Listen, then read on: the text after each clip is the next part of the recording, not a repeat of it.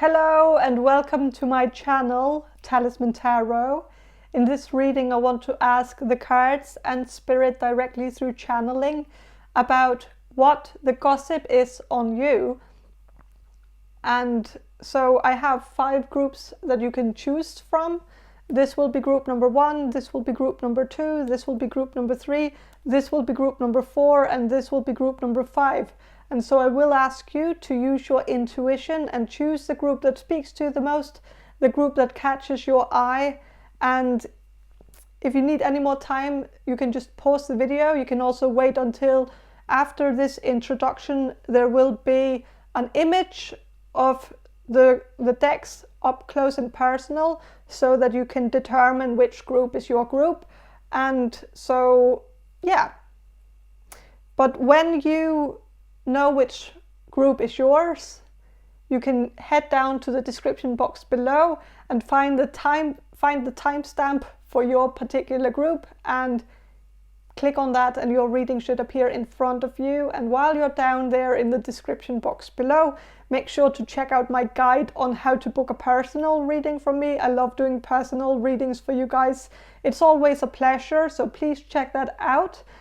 But let's focus on this reading right here. Choose your group and I'll see you in your reading.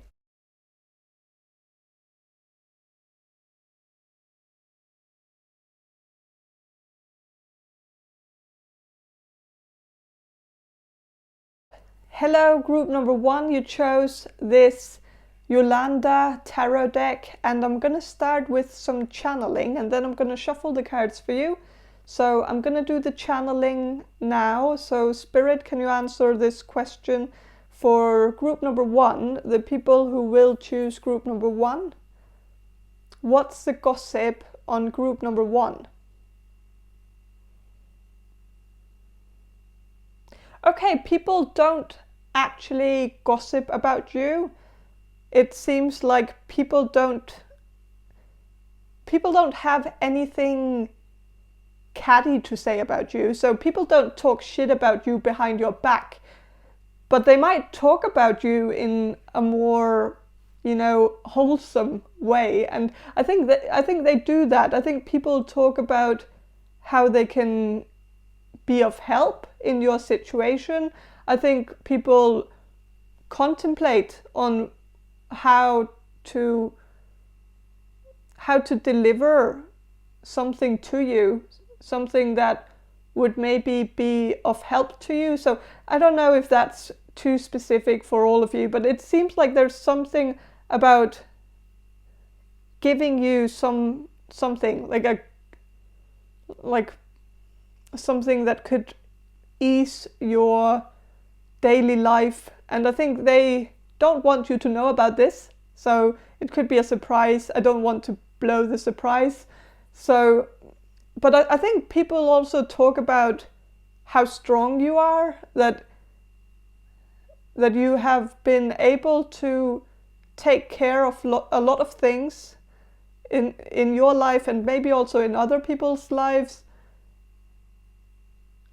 and that you've been able to do this even though there has been very pressing circumstances, very difficult circumstances, that you've been able to keep afloat, even though the odds might have been against you a little bit in the past few months.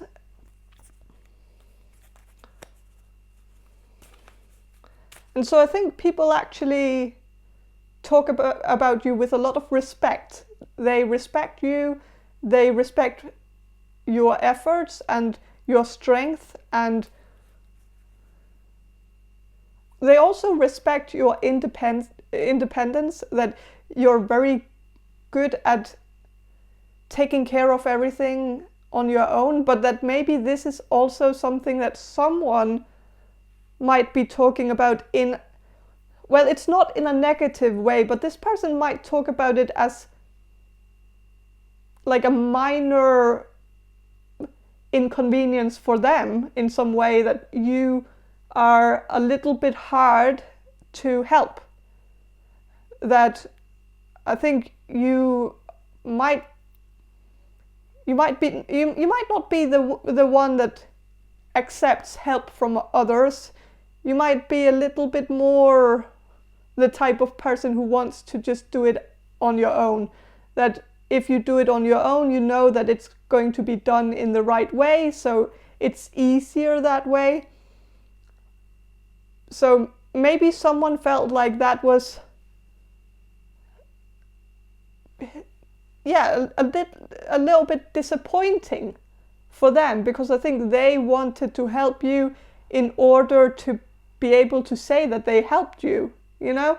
That it's also about them in some way, that they wanted to use this opportunity to make themselves look a little bit better by finding a way to help you, so that they can tell all the others who didn't help you that they helped you and that they did what they had to do, and so at least they did that. So it's kind of a way for them to make themselves maybe superior to some other people. Like, I don't know, but it seems like this person might have wanted to help you for selfish reasons. Well, also reasons that weren't selfish, because I think this person wanted to help you, but I feel like a lot of it was also for themselves to feel better. And of course, all good deeds are selfish in some ways, I guess.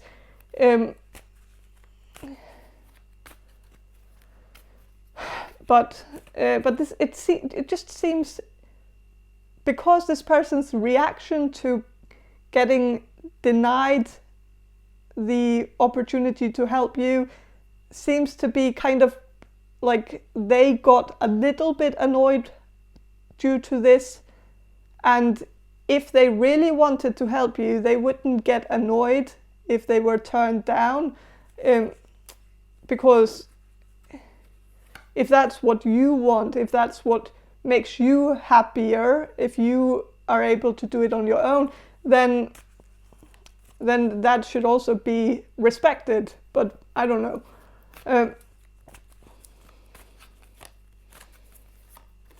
But I'm gonna shuffle and see what the cards have to say about what is the gossip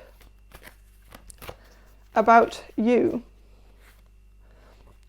Okay, so with a star, that's a good card. People see you as a bit of a star in your life, that you're really strong, that you're really getting through this, the things that you're getting through right now. I feel like some of you are maybe kind of in the middle of some kind of crisis or some health issues or something, or family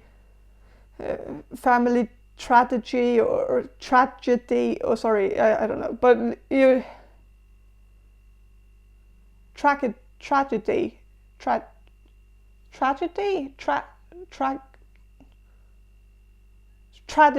so sorry, but it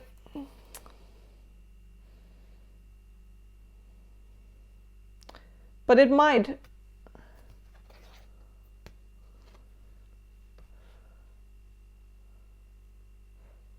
like, I'm actually looking at these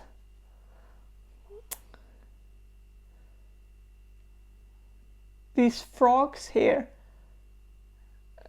There are some frogs down here, and I don't know, it just makes me think that maybe, okay, so this is not catty, or it's not negative because it's not about you, or it's still gossip, but it's not directly concerning you.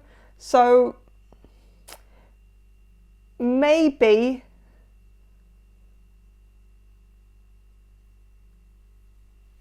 someone feels like you have dated someone, maybe now or maybe in the past, who wasn't so great and wasn't very good to you, and that this might have made that person, or maybe it could be multiple people, especially, well, it really depends on what type of person you were dating. I guess I'm sensing that some of you were maybe dating someone who was very, very below your standard, like, or should be much below your standard. Someone who might have had some anger issues, or was maybe just a tool, like someone who was constantly just being kind of creepy, or like, I don't know what, like, I feel like it's different for all of you, but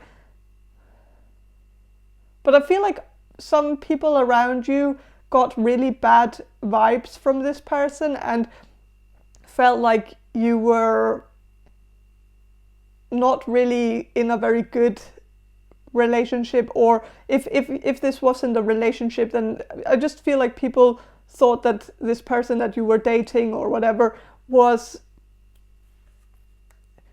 maybe even dangerous. I think some people might have been worried that this was gonna end badly for you, that and maybe it did, I don't know. So maybe that's why people talk so much about how strong you are now. Maybe it has something to do with that, but I feel like that's specific for some of you, so I'm not gonna say that it's for all of you. I'm sensing that it could be different for but I feel like for some of you it's about an ex, or someone that you have recently broken up with, who was not good for you.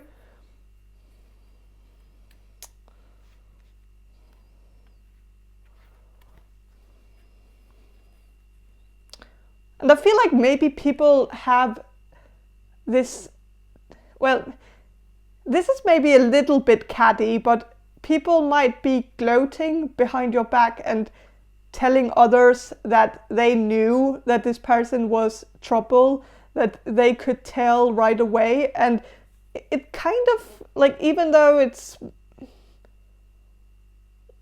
not that bad, it's not terrible gossip, but still it's kind of annoying to have people say that, because if they knew, then they should have said so, you know?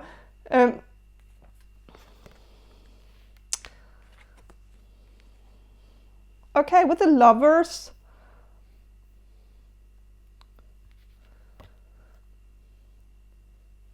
yes, people might just be gossiping a little bit about your love life. Not necessarily all of it in a, like, I don't think it's negative. It's more like, yeah, you might have made some decision in the past that some people disagree with or whatever, but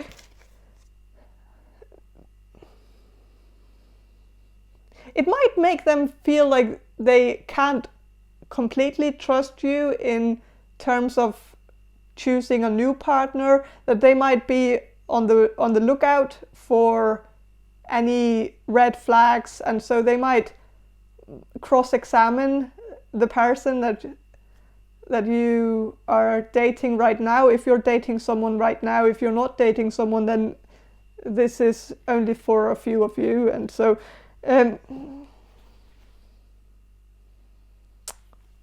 with a Tower reversed,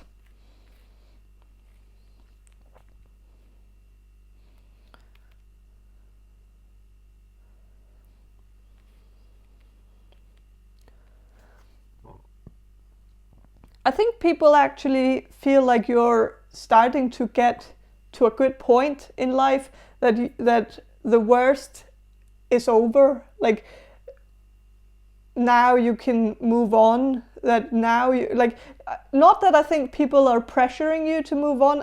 I'm more sensing that people are acknowledging that you are in a better place now, that it seems like even though you still need help maybe with some of the things in order to get through, or in order to establish yourself and settle down after this thing that happened. But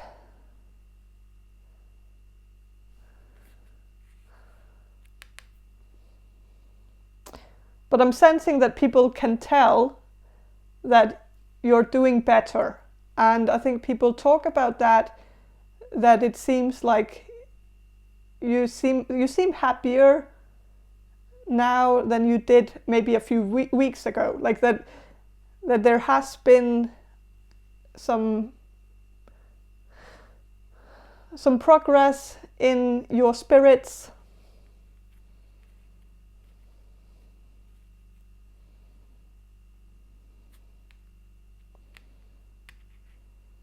So I'm going to shuffle one more card just to see a little bit more about what the gossip is on you. Group number 1.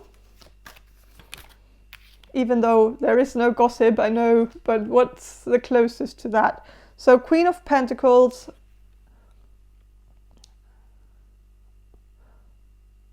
This is very good. It seems like people see you as a very strong person, a very stable person, that you can do a lot on your own, and that you also do that you seem strong. And well, now I've said strong a lot of times, and but I'm just sensing that people talk about you in a very good way, and they feel like, or some people around you feel like you're maybe a little bit too strong, but again, it's all good. It's not so bad. So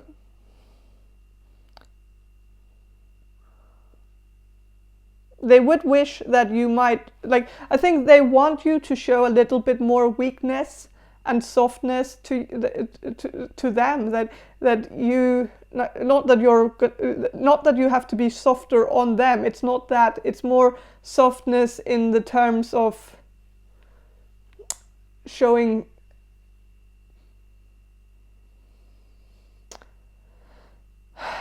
a little bit less of that hard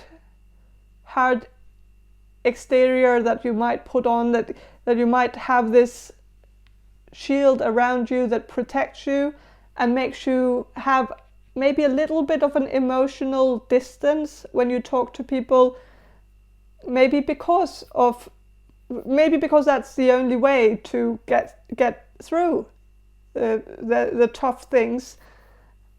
So it might make sense, but I think they just want you to be a little bit more vulnerable, because then they know how to help you if you tell them how you feel. Because when you tell them that you have everything under control and you're on top of things, then they get the impression that you're not really in need of any help, and maybe you're not. So maybe it's the right impression that they're getting. But I think they want to see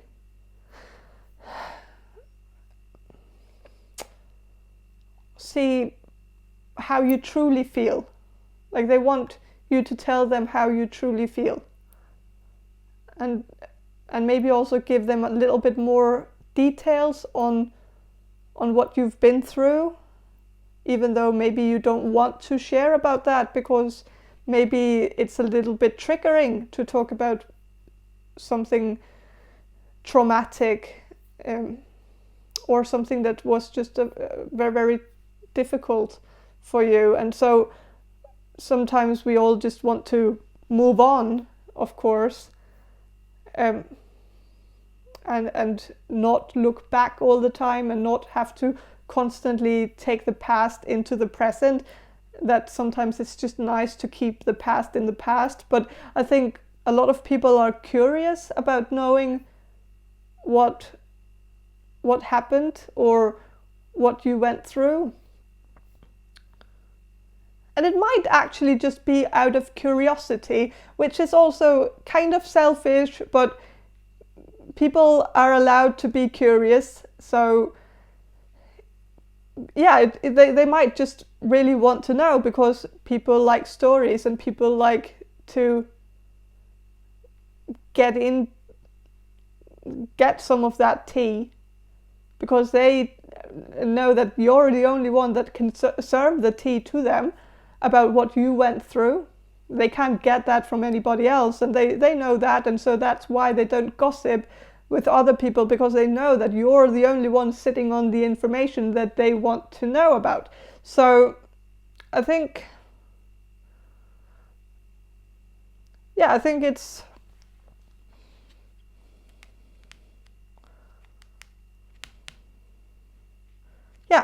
but I think it's actually good. I think this reading is a very positive reading. So people seem to respect you a lot. They don't want to gossip about you either. It seems like they have too much respect for you, or they feel like they can't really get much out of gossiping about you because there's no point. So I'm not sure, but they don't gossip about you, so that's, well, they talk about you, but not negatively. And I don't want to keep repeating everything, so I'm just going to end the reading here. So thank you for watching, and have a great day. And if you want a personal reading from me, check the description box below for more information on how to get one. And yeah, thank you for watching again, and bye. Hello, group number 2. You chose this Tarot Cats tarot deck, and I'm going to start with some channeling, and then I'm going to shuffle the cards for you. So I'm going to do the channeling now. So Spirit, can you answer this question for group number 2, the people who will choose group number 2? What's the gossip on group number 2?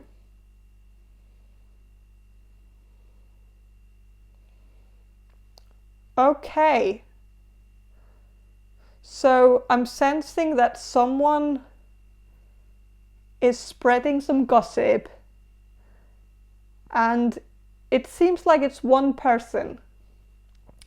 And I'm sensing that this person is someone that you know privately, but you also know this person in a group setting. So this person could be someone that you work with, a colleague of yours that you have welcomed into your home and have had, time with in private.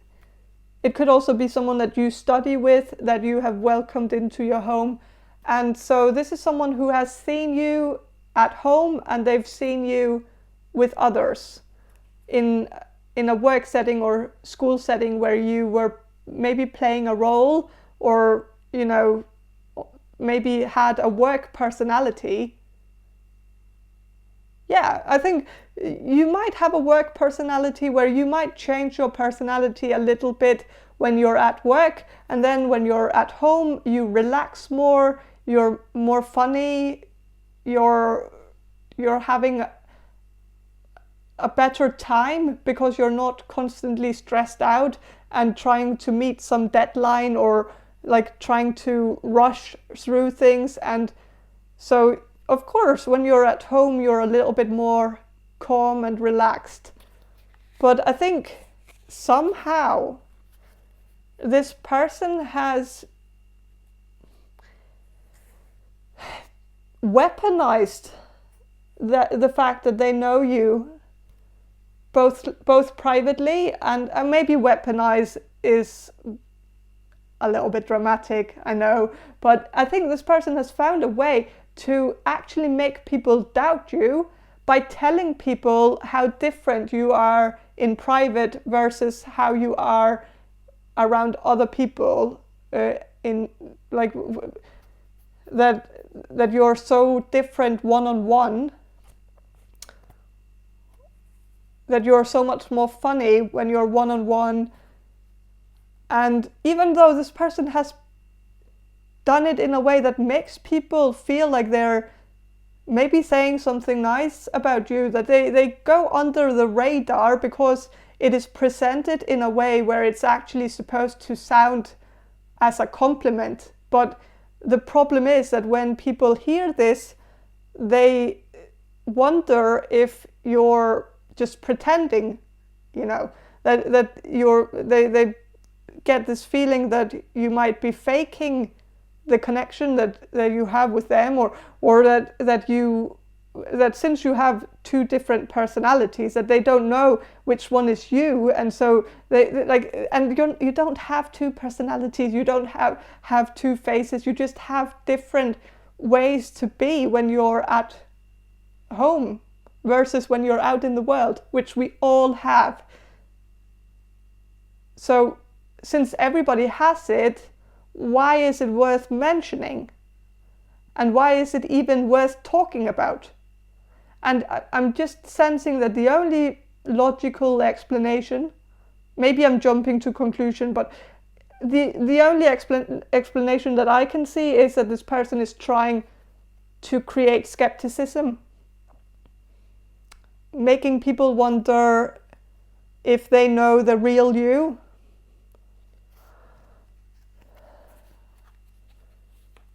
And maybe even they might, like, this is also kind of offensive in a way, because I feel like this person also talks about this in a way to somehow come to your rescue, like help you out, tell people that you're so different at home so that people know that you have a different side to you. Maybe because this person feels like you're a boring person when you're at work, and so this person is trying to defend your work personality by saying that you're actually so much more fun when you're at home. But this person doesn't need to do that. Like, they don't need to defend you, and it's kind of like, it's kind of shining through that it's mostly their own opinion of your work personality, that it's just that they don't like who you are at work. They like you more in private.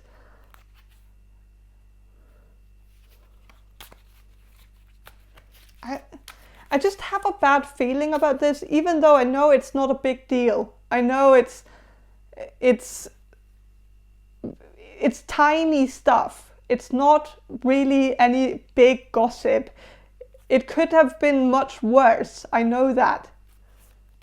But I'm just getting a bad feeling about this person's intentions.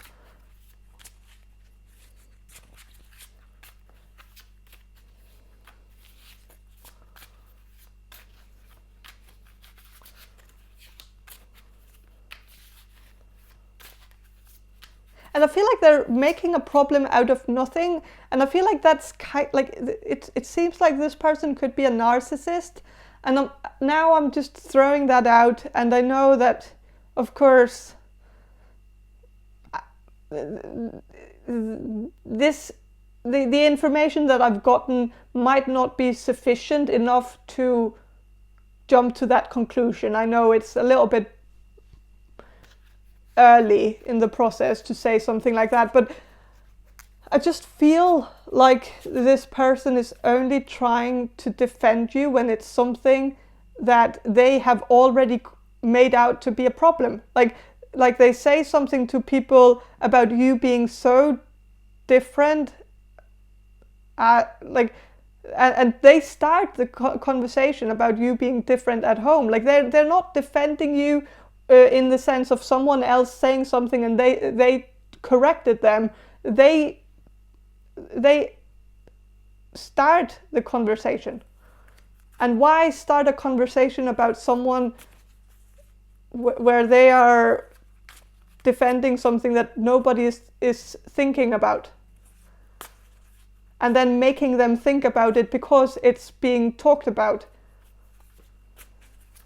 And I feel like most of the people that you work with or study with, they don't have a problem with your personality at work. They don't find you to be boring or anything like that. And maybe it's just that this person feels like they get kind of neglected by you when they are at work or in school with you. So they feel like you're so much business, no pleasure. And so it's not fun to be around you when you're in business mode, where you're not thinking about, you know, making jokes because there are more pressing things to take care of, you know. But that might just make them feel like they are being ignored, or they feel neglected, and so they might talk about you behind your back in a way to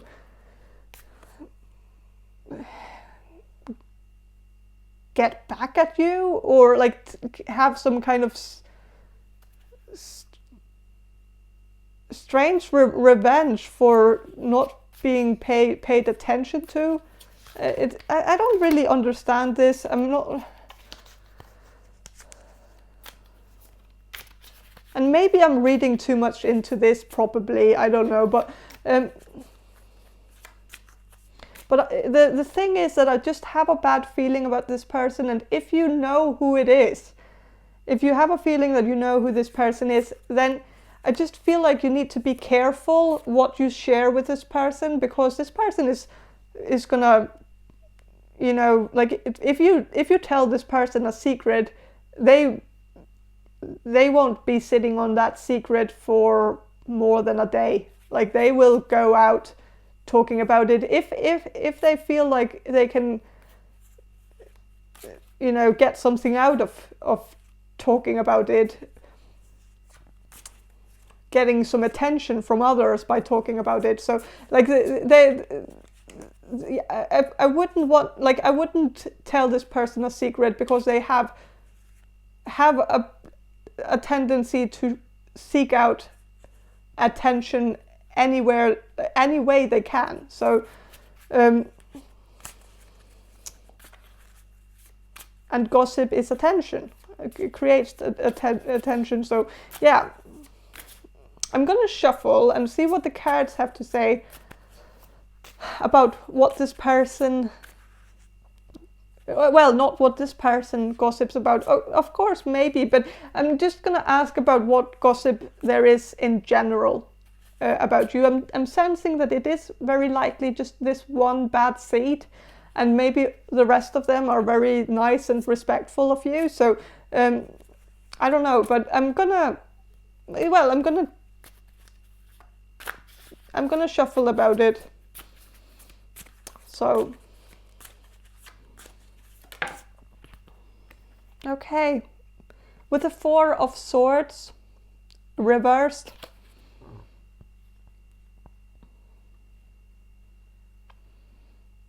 people might talk about you as someone who's constantly working, that you're very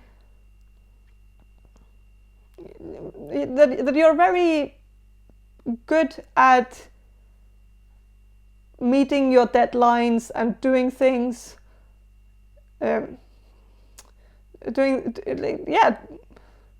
also I don't know where that sentence was going, so I'm just going to move on to another sentence. I know that some people don't like it when I just abrupt a sentence mid-sentence, but you know, that's just how it is. Sometimes I just don't really see any end to a sentence where it's just not leading anywhere, so why not just move on to something else, you know? But with the Four of Swords reversed, it seems that people see you maybe a little bit like someone who is more about business and less about pleasure, and so you also seem to be a little bit of a perfectionist, that you want things to be done a certain way, and that you're maybe a little bit particular about how you want things to be done, and that you're maybe also a little bit of a workaholic.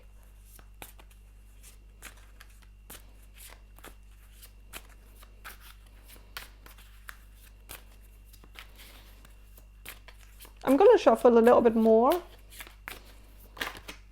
about. Okay, so with the High Priestess reversed,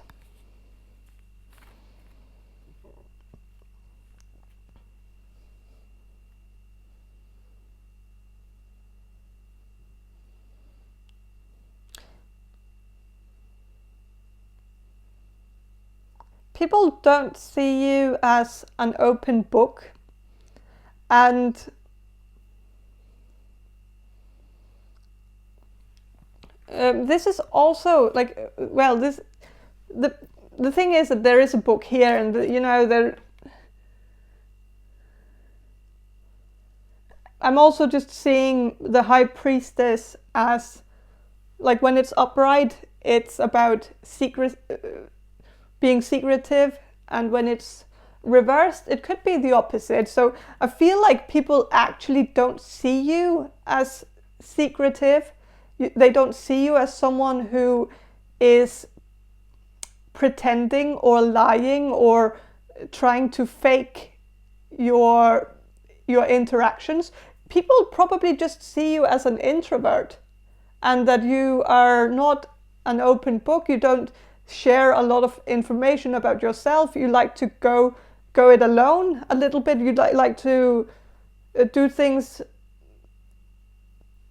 on your own, and maybe also in spaces where you're not getting distracted easily by others. And I think that's how most people see you. And so since this person who is trying to create this, well, it could actually be a little bit confusing for people when people hear this person tell stories about how extroverted you are at home or on one-on-one, that they might feel like, well, you're so introverted that they can't really imagine you being this completely other person when you're in a different setting. And maybe you could be a blend of extroversion and introversion, that you could have just, you know, two ways of being, where you're maybe a little bit more introverted when you're at work or in school, but then get more extroverted at home. And that would also make sense, because when you're home, you're kind of still in a space where you are in the introvert safe space, just you've invited someone into it. So you're not out of your introversion, you've just taken someone and added it into your introversion. And maybe I don't know if that makes sense. It probably doesn't, but I don't think it's extroversion to have a guest or whatever. But I feel like the person who is talking about this, the person who's gossiping about this person is an extrovert, and maybe this person is narcissistic enough to feel like the only right way to be is being extroverted. So when they see someone being an introvert, and maybe even being happy being an introvert, this person might want to enhance all qualities that seem to be extroversion. Like anything that you do that makes you an extrovert is being enhanced and made into like the main theme. Whereas maybe it's like maybe you're 90% introvert, but like 10% extrovert, but these 10% that's the only thing that this person is talking about. And so it's not really seeing you as a whole. Like, it's not seeing you as you. It's more like seeing the few things that reflect back at them, like the few things that you two have in common, the few things where they can mirror themselves in you.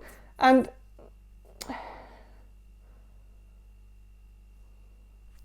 I feel like this person doesn't completely respect you as a person, not the whole you. And I feel like that's a shame. Especially because you've invited this person into your home. And so you would, of course, want them to be a little bit more respectful of who you are.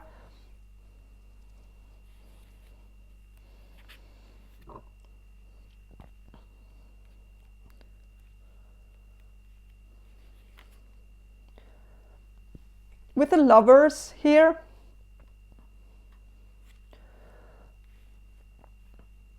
there might be some gossip about your love life, but I don't know in which context. Maybe I'm going to ask for a little bit more context about what people are saying about your love life. What is the gossip about your love life?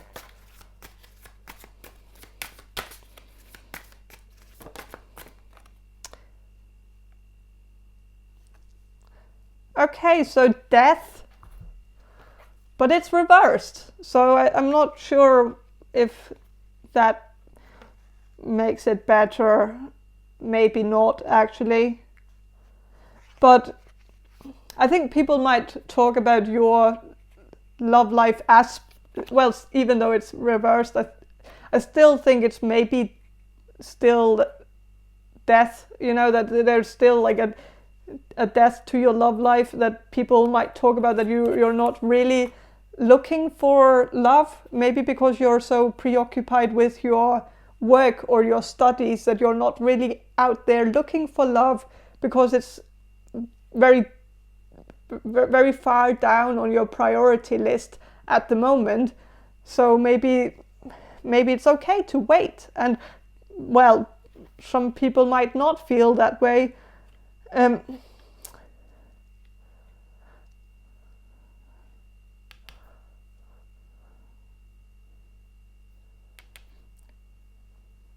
Okay, I'm actually getting another another interpretation now. So if you are in a relationship, or if you're dating someone right now, this person could be talking about you behind your back, and maybe not in, like, I'm actually sensing that for a very few of you, you might be dating the person who is talking about how different you are in private versus how you are at work or in school. That this could be the same person as the person that you're dating. But I feel like, yeah, it's not for all of you. So, but if it is, I think this person might be talking about this because they might feel like they have to defend why they are in a relationship with you. And again, they're not defending anything that anybody else has said, but they just defend it for no reason. Like, they're defending something that, like, how can, like, they're not really defend, like, you have to have something to, like, defend. Being defensive needs like an action where the defense is a reaction to that. But if nobody has actually said anything about why you two are dating, or like that you two are an odd couple or whatever, like, if nobody has said that, why would they have to mention anything about it? Or why would they have to talk about, oh, you're so different, when you're like, it kind of feels a little bit disrespectful. Because it seems like it's their opinion that they are defending just out loud to others.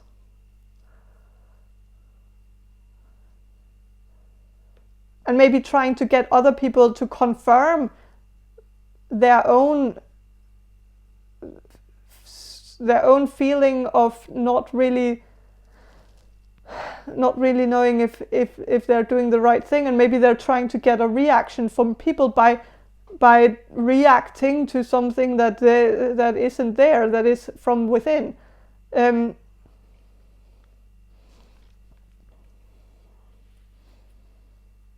I don't know.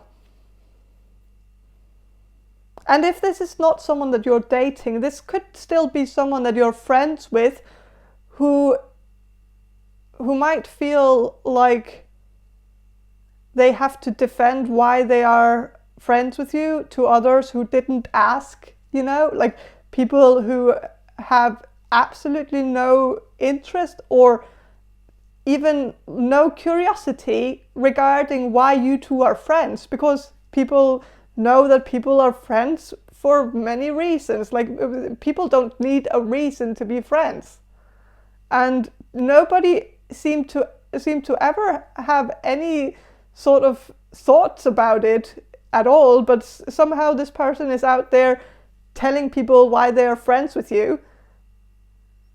And I feel like it's kind of like I don't know if this person used to be a bully in high school or in like when they were younger, like that.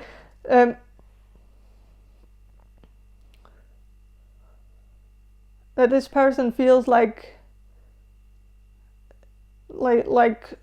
they're too cool to be friends with you because you're all business and no pleasure, and you're a nerd or something like that, or that you're just very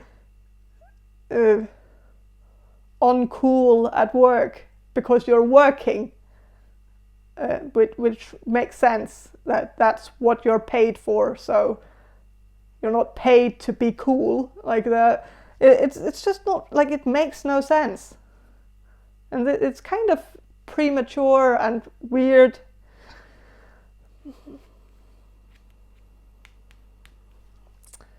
But yeah, people have weird reasons to do weird things, and I don't know. It's don't pay attention to this. This person seems like a low life, someone who peaked in high school and still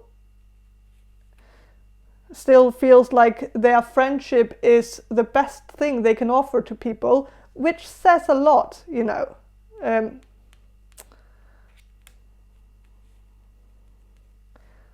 So yeah. And that people need to earn their friendship. That it's like, oh, I'm so cool. Like, everybody wants to be friends with me. And so, like, it's kind of weird. And I don't understand that mentality. To have to, I don't know, like, this person is weird. And so I'm just going to leave this reading here. Like, I think that's all I have for you, group number 2. I hope this reading was helpful, and if it was, please subscribe to my channel, and if you want a personal reading from me, check the description box below for more information on how to get one. And have a great day, and bye. Hello, group number 3. You chose this Cirque du Tarot tarot deck, and I'm going to start with some channeling, and then I'm going to shuffle the cards for you. So I'm going to do the channeling now. So Spirit, can you answer this question for group number 3, the people who will choose group number 3? What's the gossip on group number 3?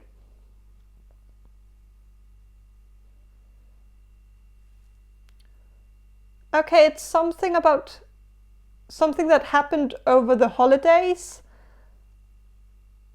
I feel like this could be family related. Something happened. I don't know if you were in an argument with someone over the holidays, or maybe someone said something to you that made you feel very hurtful, that or that it made you feel angry, maybe. Angry that this person had the audacity to say something like that to your face. And maybe you wanted people around you to say something back at this person, but they didn't. So maybe you felt like you couldn't say something back to them at the moment when it happened. So you wanted some backup. And maybe you have talked to someone else in your family about what happened and what you would have wanted them to do about it at the time. And maybe the person that you ended up saying this to, like if it's your mother, or like someone, like if you told your mother or someone close to you within your family, like your sister or brother or someone close, maybe your dad, of course, said what happened and how you felt about it. And the problem is that I feel like maybe you ended up saying this to a fixer. And you should never gossip to a fixer, because they are going to go behind your back and try to fix things. And so this person that you said it to might have actually confronted the person who hurt you and told that person how it made you feel that this person said this to you. And in a way, it's a good thing.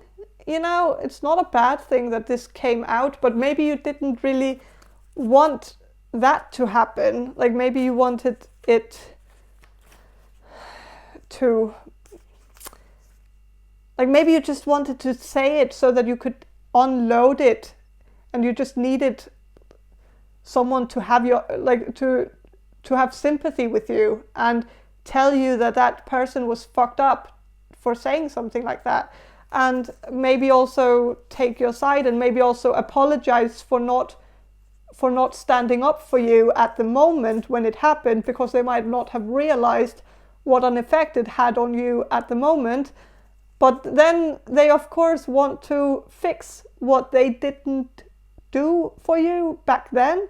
Like, so they want to fix it now by confronting that person now, but now it's too late. And so now it's a bit awkward to have this happen. I don't know. But of course this person wants to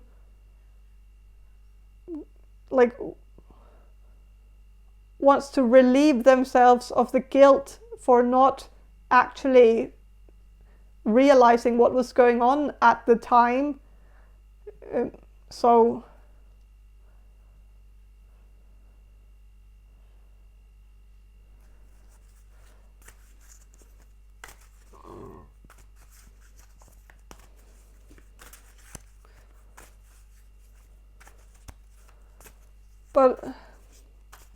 But I feel like, yeah, there could be some gossip due to that. And this might have created a chain reaction where this person has, like the person that you told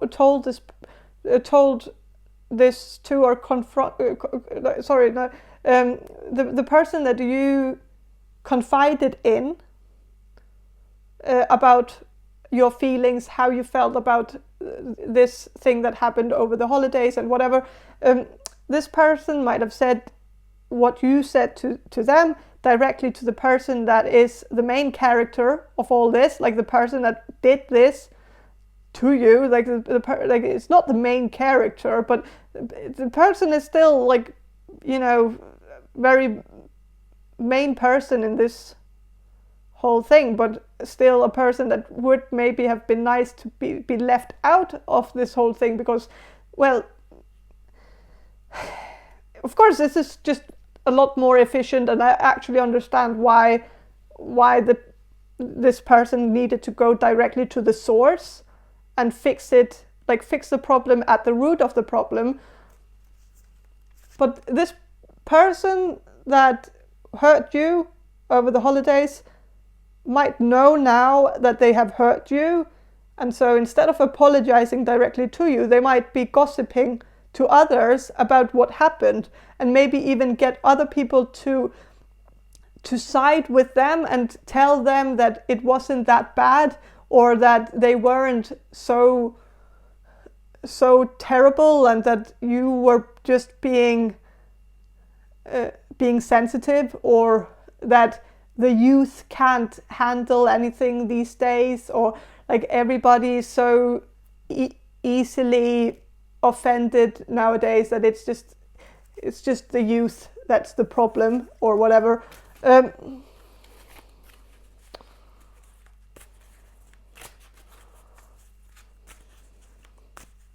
And so that's kind of, I don't know. I feel like this person is not really getting any sympathy from any of the other family members. They might tell him or her what they need to hear, like they might, or what they want to hear, like not what they need to hear, because they need to hear something different, but they might tell them what they want to hear, so that they don't have to have a long conversation with them, because this person seems like a person who is not very well liked in the family, or people have a tendency to keep a distance from this person, because when this person starts talking, and especially when this person starts like a monologue where they just talk about how they were right about everything and everybody else are just wrong, people kind of shut off, and they don't really pay attention. They just drift away, kind of, and they might even put the phone somewhere and just start cleaning or doing laundry or something, because they just know that they're not going to notice that they're not getting an answer back, because it is a monologue that this person does. And people might sometimes use a strategy on this person where they just say, oh yeah, you're right, they're wrong, and then like it's a very, very short conversation, and then it's just fine. But that's just the easy way to do it, and I think some people in the family might do it the easy way, which might feed into this person's illusion that they are actually right and that everybody else are wrong. So it's not very good for them. It's just boosting their ego and making it even more inflated than it needs to be. But yeah. Okay, so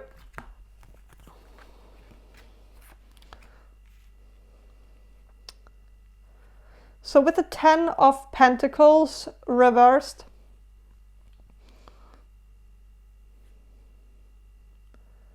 yes, it seems like a family matter. The only gossip that's happening seems to be within the family. I feel like people outside your family are not that keen on gossiping about you. They don't really seem to have anything to gossip about. They seem to respect you and find you to be a very kind and nice person. So I think nobody ever thought you to be problematic enough to gossip about you outside of the family. So, and of course, the holidays are often the times where people within families end up showing some sides to them that are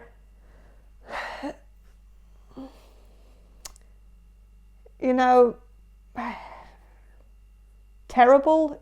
So I think that's just what happened here, is that I think you got into an argument or something, and it's not so bad. And of course, I feel like you, since you didn't really act or react. You just kind of moved on from this, and so you're actually not the aggressor or even the person. Like you seem to have had a very relaxed, calm, peaceful reaction to something that was, well, of course it probably didn't feel that way on the inside of you, but on the outside it seemed like you were choosing peace, that you just let it slide for the sake of keeping people happy. And of course, why this person thinks you're reacting terribly just because, well, of course you have maybe been a little bit passive aggressive, and that might be something that this person feels, that they felt like the holidays were fine, and then they learn afterwards that they did everything wrong, and that this person feels the victim of this because they feel like there has been some kind of ambush going on where they thought everything, like that some people might have been, attacking him afterwards at a time where they didn't really seem, and about something that they thought was over, and that they can't do anything about it because it's in the past. But of course this person is not very eager to actually do anything about it, because they're going to keep repeating the same mistake, because I don't think this person has taken ownership, because this person takes the victim role every time. And if you're always the victim, then why would you change your behavior? Because it's everybody else who needs to change their behavior and stop victimizing this person, because that's kind of what they seem to feel. So of course they're not going to change anything, sadly, and they're not going to see any reason to. So with the Page of Pentacles, there might be something about, well, again, it still seems to be within the family, that someone in the family might feel like you're wearing too much makeup, or focusing too much on your appearance, or things that you're not happy with about your appearance. That maybe you have had some kind of argument with your dad or your mother about how you feel like it's unfair that you're the only sibling who ended up with your dad's nose or your mother's nose or whatever. That there might have been something like that where it's just I get that you were saying it as a joke mostly, or that you were joking about it, that you were not actually like it's I think you were laughing saying this, and so I feel like people also were laughing, and it was not really, well, I don't know, I just feel like it was a light, like a light energy around it. It wasn't anything overly bad, but there might have been some, like maybe if it was your mother or your dad, then maybe they felt like, well, you're criticizing yourself, but you're also criticizing them for something that they might not have any problems with, like that they find their nose to be fine, and that they've never actually had an issue with it. So it's maybe hard to hear someone with the same nose say that they don't like it. Maybe they also feel like it's a little bit disrespectful for the bloodline, like that this is maybe a feature that's characteristic.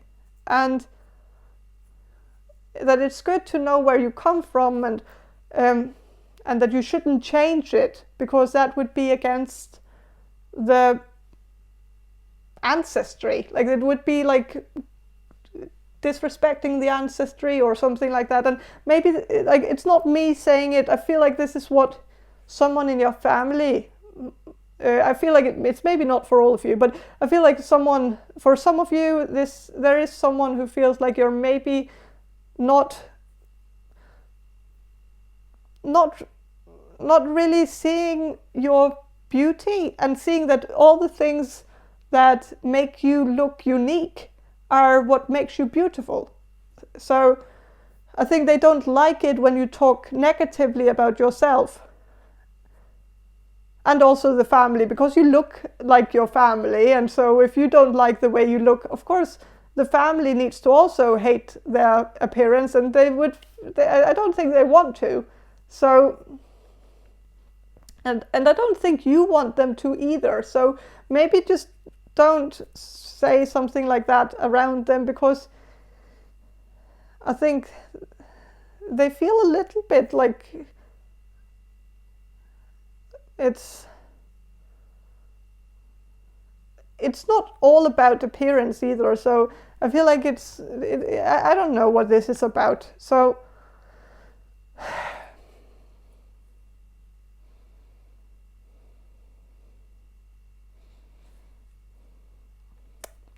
and yeah, the reason why I said makeup is that this person is putting on makeup in front of a mirror.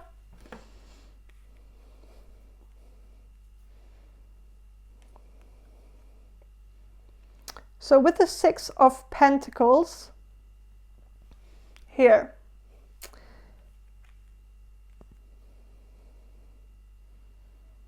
on the card here, it's someone who is very small, worshipping someone who is very big and powerful.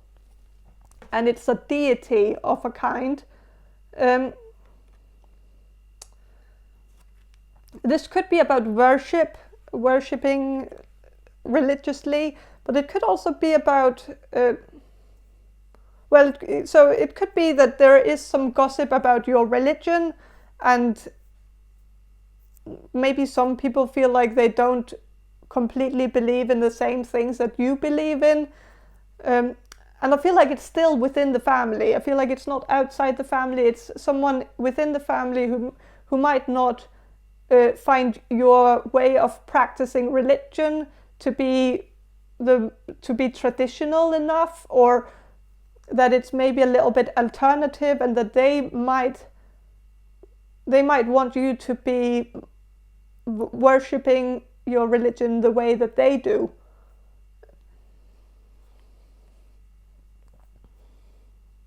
But this could also be about someone having power over you, and it could be about someone in the family who has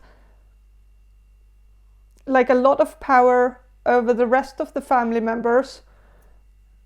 Someone who kind of is like a puppeteer, and you might be like one of this person's puppets. And that could be something that the family talks about, that you might sometimes take on a fight also for other people in your family. So maybe this is something that all the family members do for each other within this family, that you just fight each other's battles.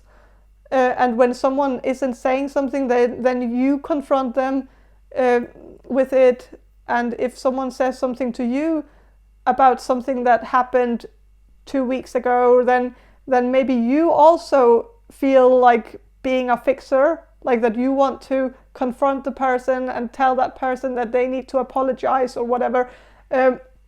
So maybe it's just a theme within the family that this is a very normal practice. Some people might not be so happy with this. Others might be quite fond of this way of always sticking, always being there for each other.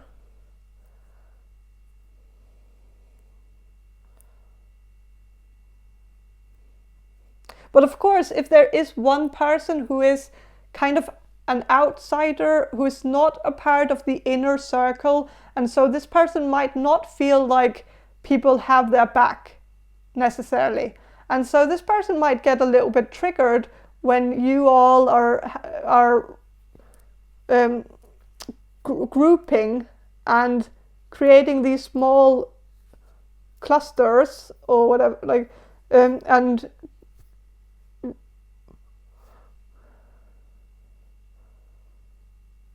when you're getting together in order to attack someone, that it seems like an ambush when you all, like, I don't know, like,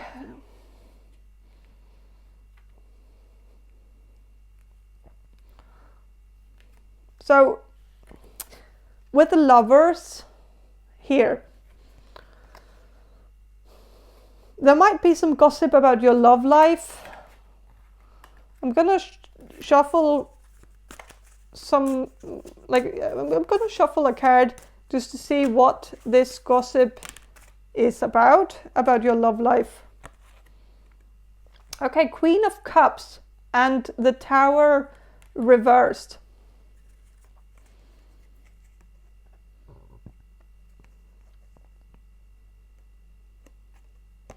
Okay, I'm sensing that if you're in a relationship, people might feel like there needs to be a tower moment.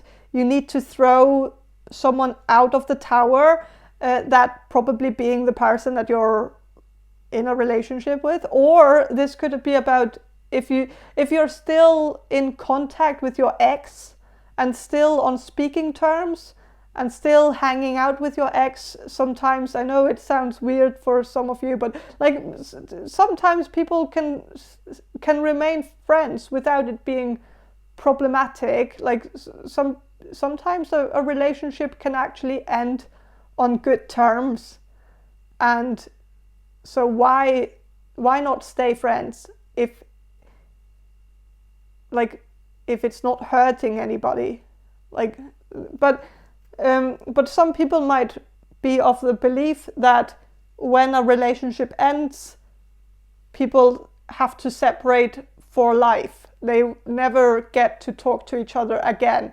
That's the right way to do it. So if you're still hanging out with your ex,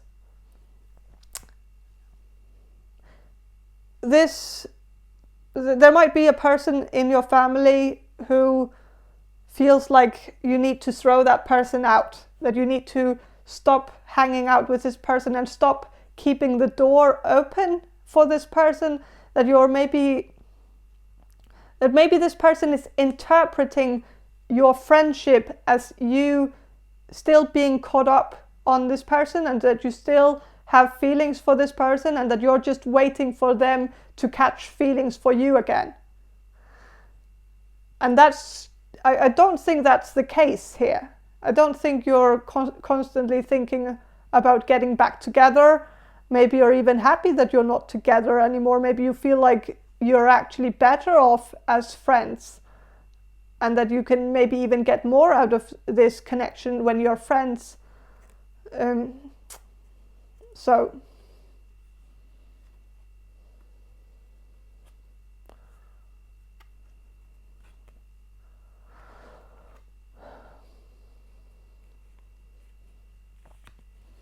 with the Queen of Cups, this could be about a person, a female, so a female water sign, so could be a Pisces, could be a Cancer, could be a Scorpio.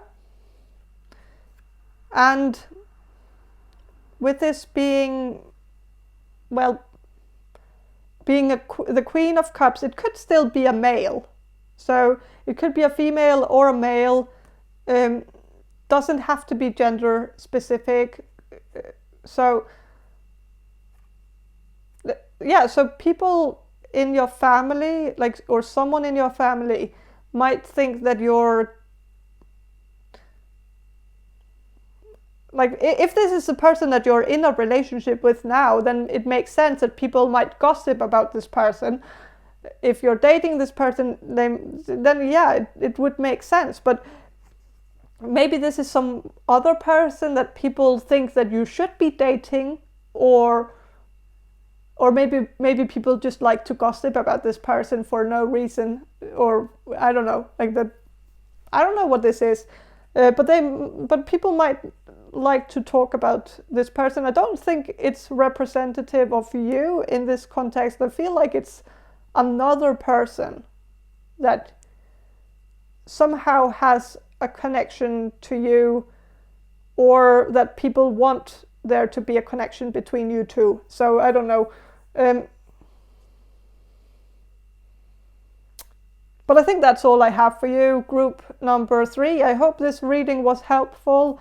And if you want a personal reading from me, check the description box below for more information on how to get one.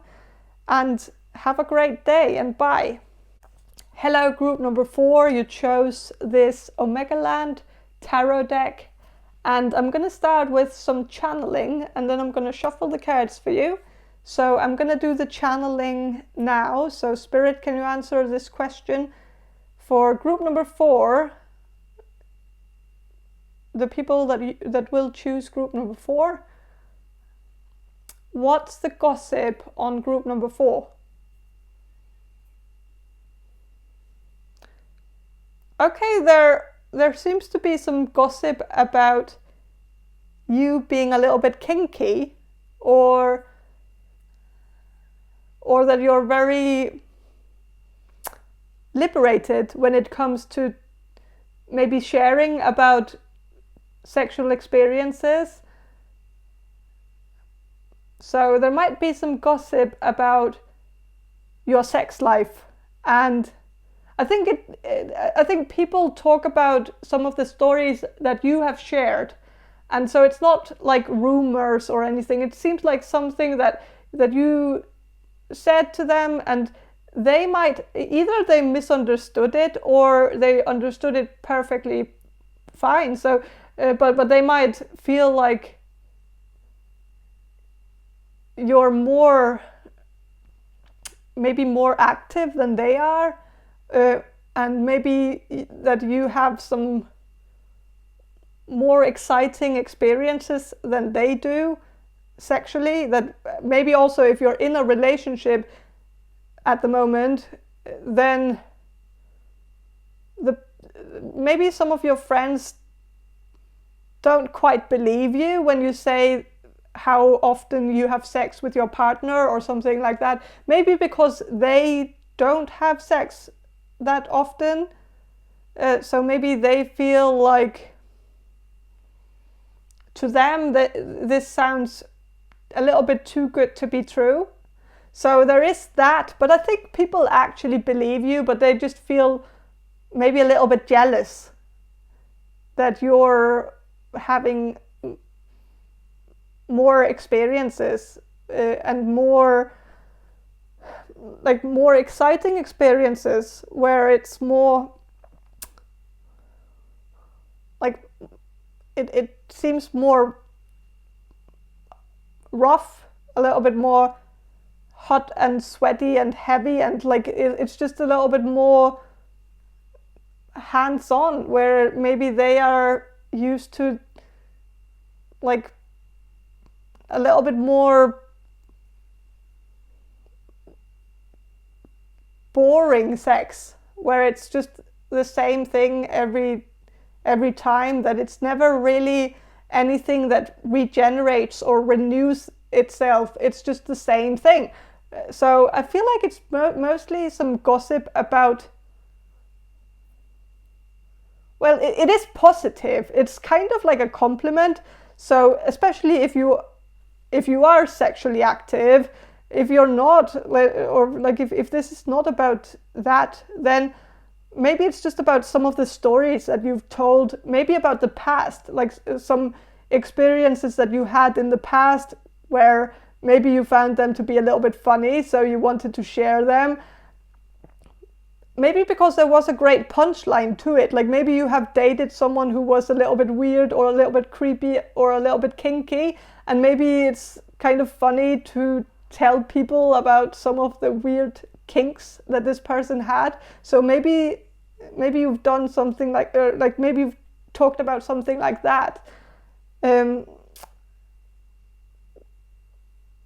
even though the intention was for it to be funny, maybe some people saw it as kind of exciting. Maybe they didn't really understand what the problem was, because in their mind it might have actually sounded quite sexy. So maybe they felt like you were kind of complaining about something that seemed to them a little bit like a fantasy for them, like that's something they would have wanted. Maybe because they are a little bit bored in their own relationship, and so for them to just hear like some story about someone who is very kinky, and like that like a one night stand with someone who's kinky might sound very like it might sound appealing to someone who might have been in the same relationship since high school and been with the same person since then, and might be at a point now where they are even lucky if they have sex once a week. And so maybe for them it sounds exciting. Maybe just the idea of a one night stand sounds exciting to them.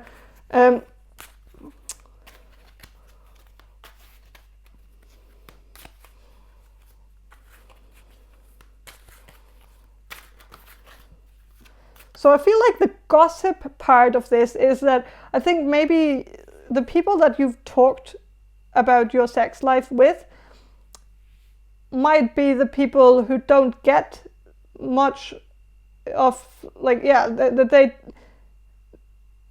they might not have exciting sex lives, so they might talk to each other after you have talked to them. They talk to each other and maybe try to confirm each other in their own lack of sex life, so that they might talk negatively about what you have told them, even though they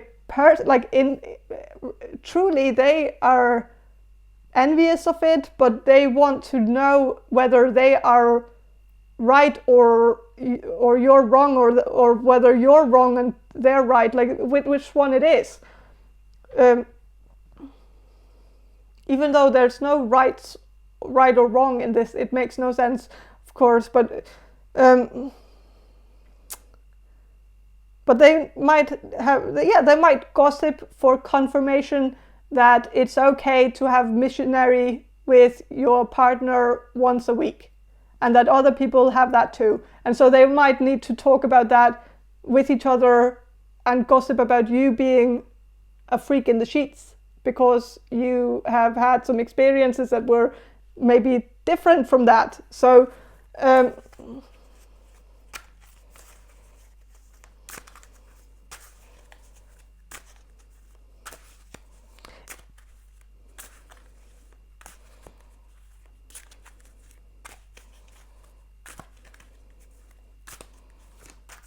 but I don't think they actually talked about it in a negative tone. It was more like they could never, but that it's cool that you're doing it, but they could never. Like sort of thing, which is kind of annoying, but a little, yeah. But still, it's not mean-spirited.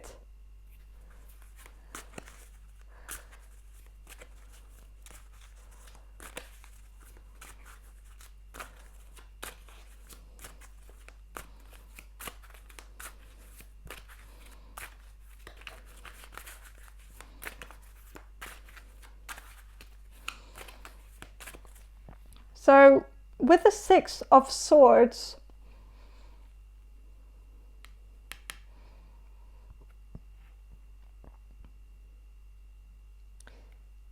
okay, so there's actually a dungeon here.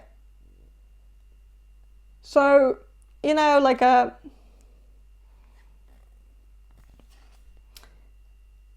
kind of like the 50 Shades of Grey sort of thing.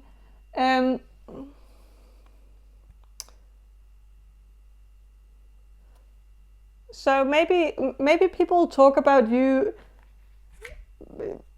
having interesting sex, like an interesting sex life. Could also, like, people might talk about you having a sex dungeon. I don't think you do though, but of course maybe people like to talk, so I don't know if it's just a joke, maybe.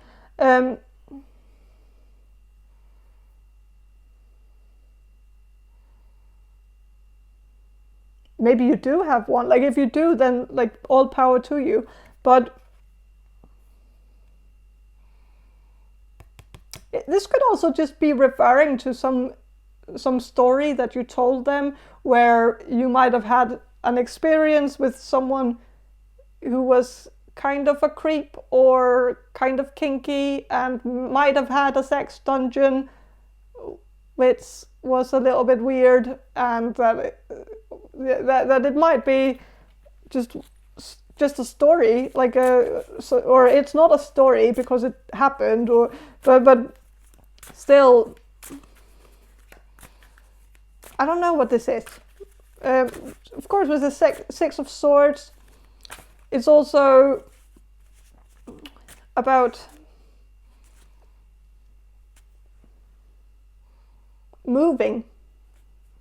I feel like it's funnier with the sex dungeon, but you know, that it could be about you moving away, or that there might be some gossip about you planning on moving, or planning on changing your job, or planning on switching to a different major, or what, I don't know.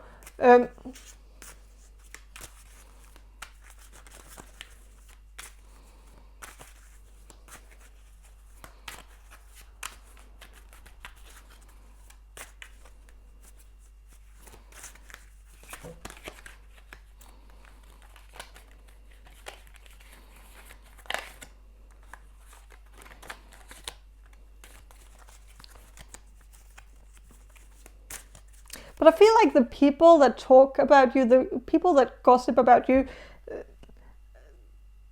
they talk about you as very wild, that you're very wild, and they like to sip their tea and sit there with their fancy, like fancy dinner cloths, and like be all like, oh yeah, oh she did that. Oh, she's wild. Like, oh, like, I don't know if you're a she or a he, but that there's this. It's kind of like you give them something to talk about, and in a way that's good. Like, they are being entertained by all the wildness. It's really lifting their boring lives. And maybe just take that as a compliment. Like, what would they talk about if they couldn't talk about you, of course. So,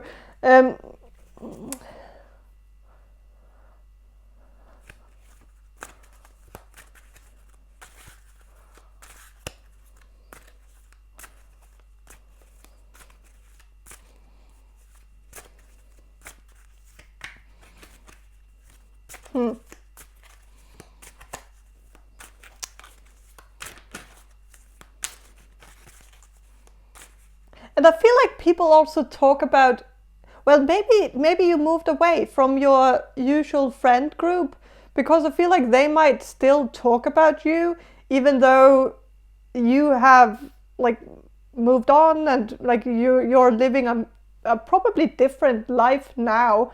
because maybe you used to know them in college or something like that, and maybe it's been a long time since then, but I think they still sometimes talk about you and wonder what you're up to, and that you're probably doing something fun and exciting and and wild, and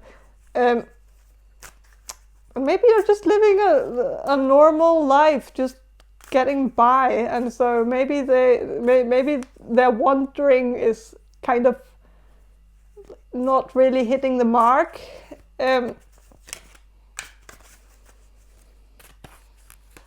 But still, it's fun to be that person that still exists in their mind as someone who was always very exciting and entertaining and funny. So, and maybe you're still that way. So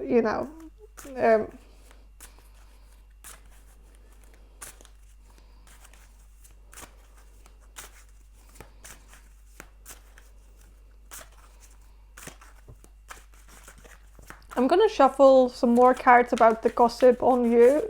What's the gossip about you?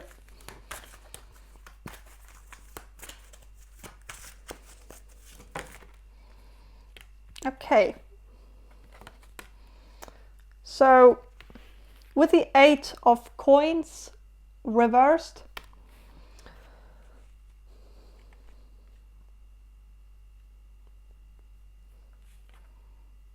there could be something about you getting glasses or something, which, like, who cares? But I guess some people care. Like, I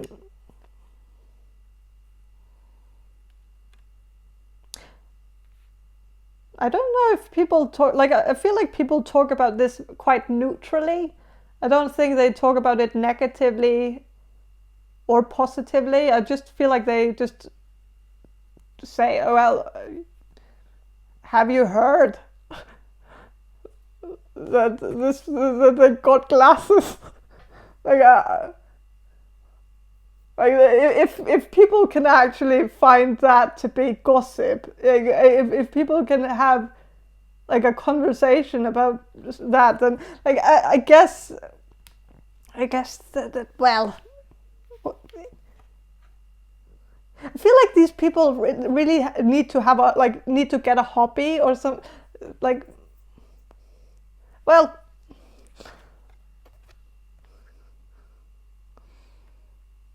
with the Queen of Cups reversed,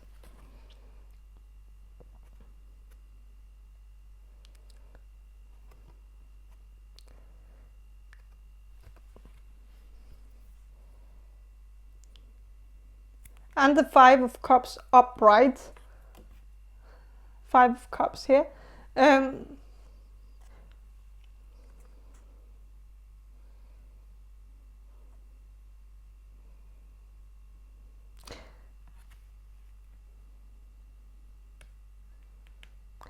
I feel like there might be someone who might gossip, like I feel like this could be someone who is in a very bad relationship, or in a relationship where this person keeps giving and giving and giving and not really getting anything back, and that this person has like a partner who is useless, completely useless, and so this person might feel like, everyone who talks about their love life or their dating life or like their relationship, like it all kind of seems to this person as unnecessary complaining, because this person has a different perspective. Like this person's perspective is, of course, like they see things from like they try to imagine other people's relationships using their own as the object that they are, comparing it to. So of course, yes, there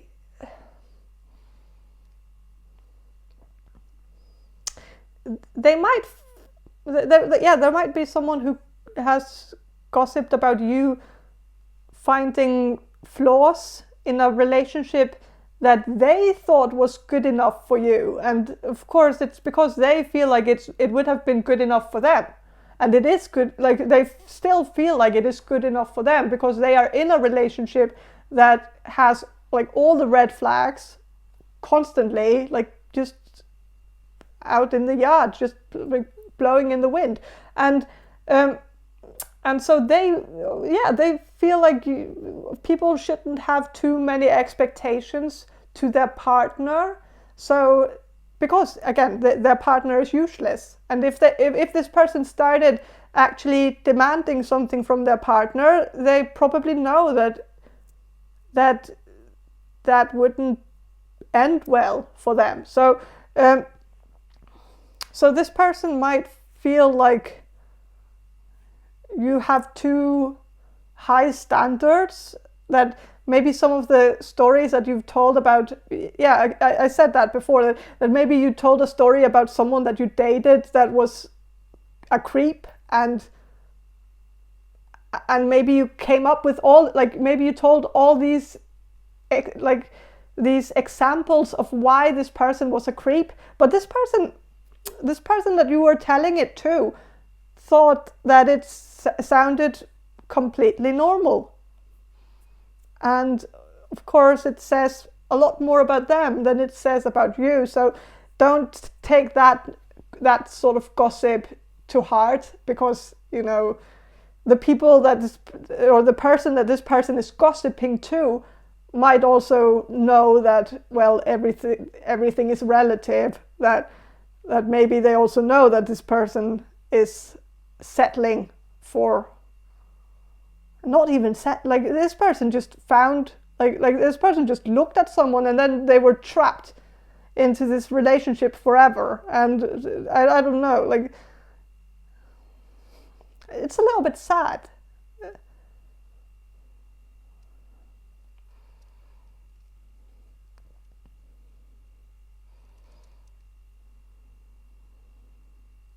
And with the Queen of Cups reversed,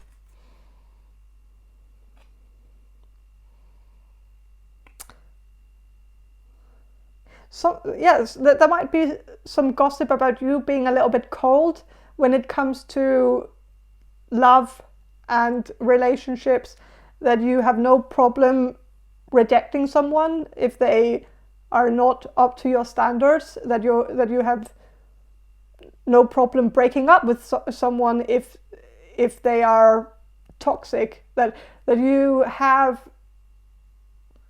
And maybe, well, this could actually be some gossip from one of the people that you actually, one of the people that you actually dated in the past. This person might be talking about this still, that they felt like you were a cold bitch for breaking up with them and not being emotionally invested in this relationship. And they felt like they were very emotionally invested, and so they felt like you were just pretending to like them, or pretending that this was something you were interested in, or I don't know what this is about. It seems a little bit petty, and don't worry about it, because of course exes will talk, and so, but I think that's all I have for you, group number 4. I hope this reading was helpful, and if it was, please subscribe to my channel, and if you want a personal reading from me, check the description box below for more information on how to get one. And have a great day, and bye. Hello, group number 5. You chose the Alcohol Tarot, and I'm going to start with some channeling, and then I'm going to shuffle these cards for you. So I'm going to do the channeling now. So Spirit, can you answer this question for group number 5, the people who will choose group number 5? What's the gossip on group number 5?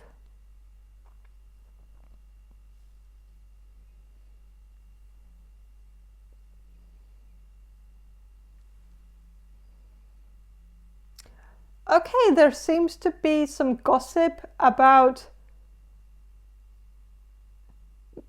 some different things. So it seems like some people talk about you as someone who might drink too much. Okay, so that's also kind of, it makes sense with the alcohol tarot. I also heard in the channeling, I heard damsel in distress, and Spirit likes to do these word plays, play on words. So damsel, damsel in distress, you know, whatever. But so it could be that some of the gossip about you is about, well, you going out too much, that you're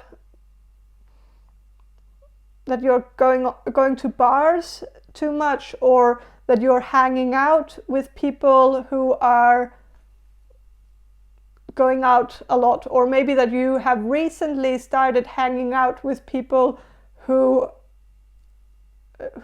party too much, or that you've fallen into the wrong crowd or something like that.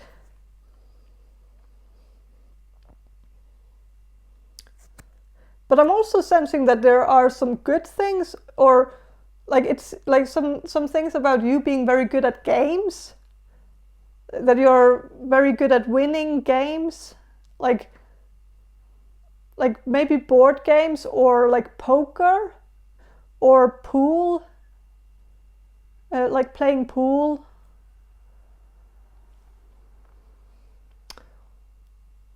Or like party games, like with dices, or like something with cards or whatever. I don't know.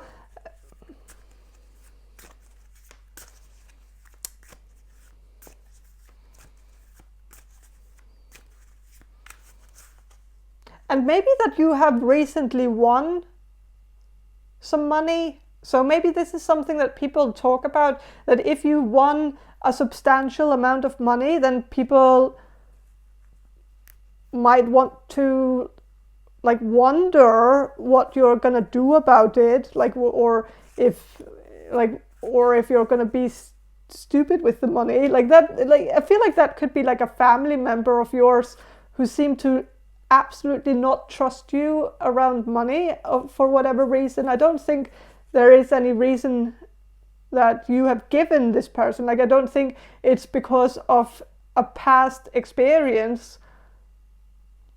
I think this person is just very skeptical when it comes to money, and like when people get a lot of money, this person just assumes that they're gonna be splurting it all out and just using it all at once.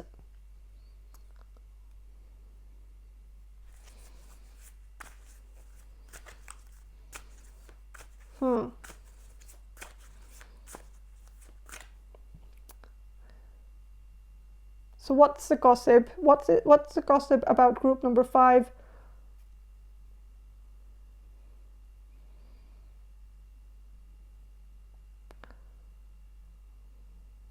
That you might have a bit of a rock and roll mentality. I don't even know what that means, but that you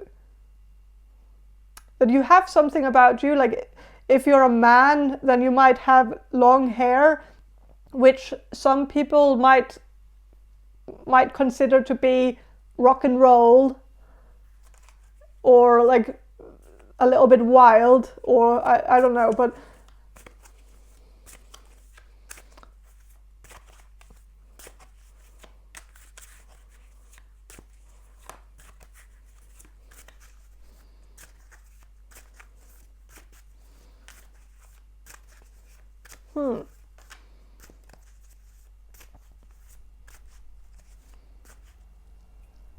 what is this about? So there is some gossip here that I can't really put my finger on what it is.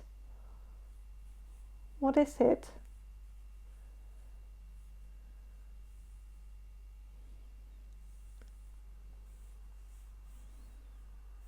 that you should apply meaning to something that you do. Or like if you have a tattoo, or if you're thinking about getting a tattoo on your arm or something, maybe you have talked about wanting like an animal, or like a spirit animal, or a wolf or something like that, I don't know. And maybe maybe you just talked about that to someone and just asked them if they thought it was a good idea, and they probably said that it was a good idea, even though they then would end up going behind your back and telling someone else that they thought it was a horrible idea, and that you should actually be getting something more meaningful, or something that has more to do with you as a person, or something that you could be proud of when you're old and in like a retirement home, that you maybe would be more proud if it was a tattoo that meant something. I don't know.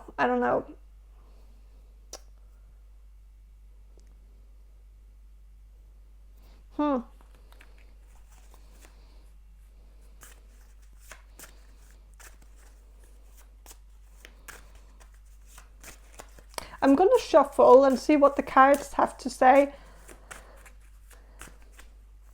about what the gossip is on you.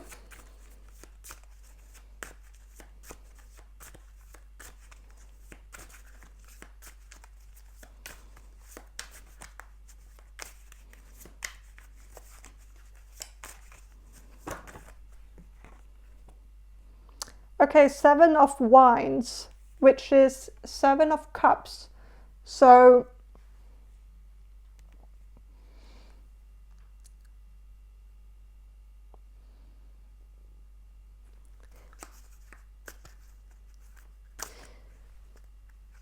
people might gossip about you sometimes being a little bit unrealistic about,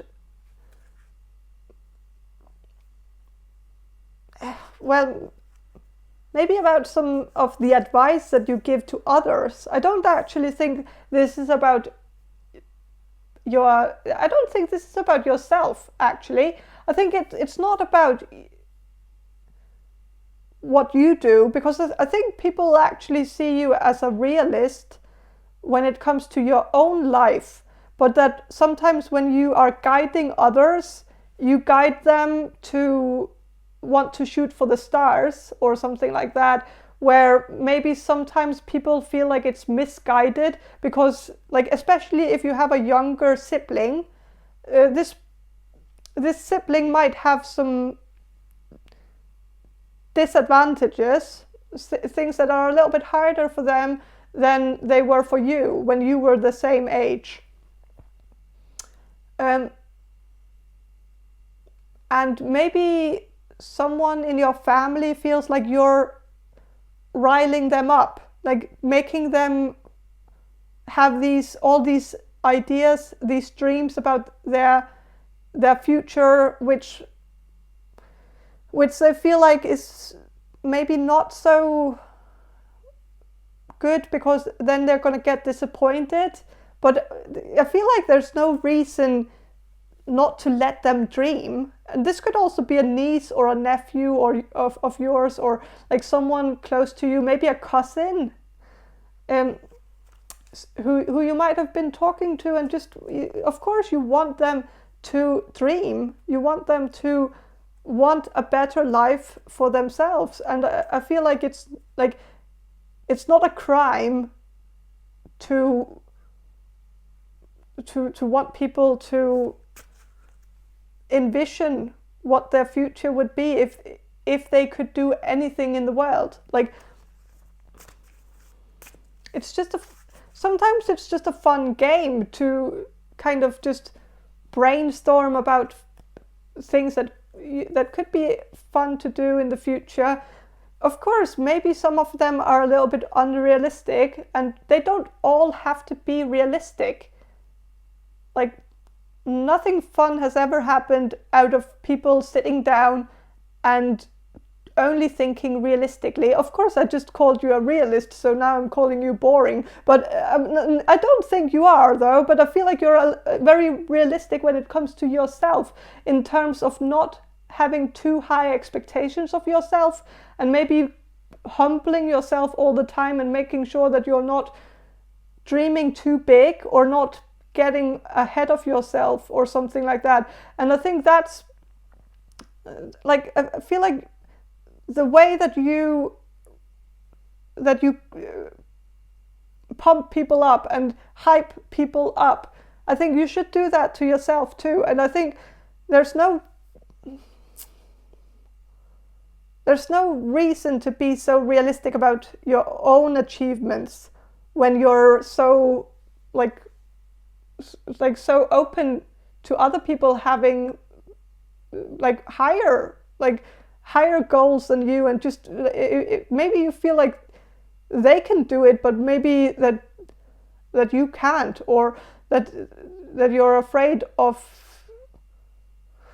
maybe getting disappointed yourself. But I don't know, but I feel like maybe there is someone who has talked about this.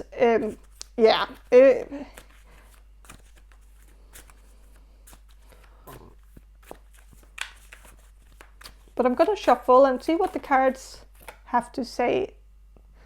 So, 10 of Cups reversed.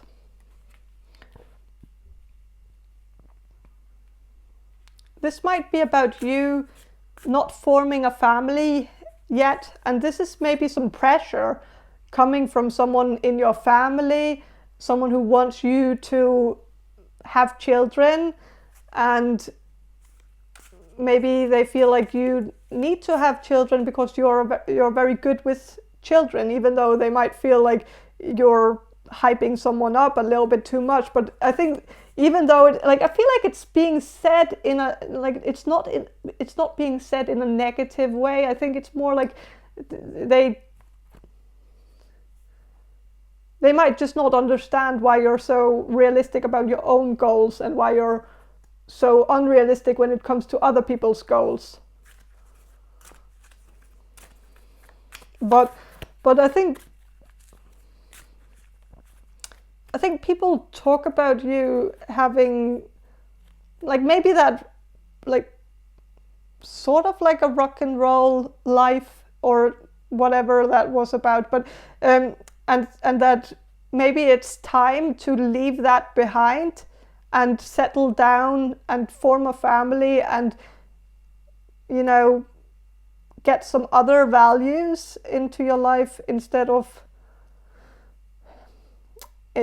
hanging out with your friends or something like that.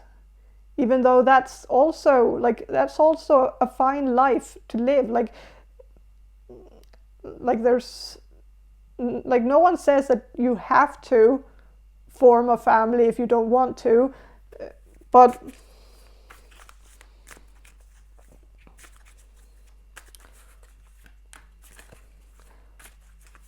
especially older people, they have a tendency to put a lot of pressure on young people that they have to start reproducing and that it's like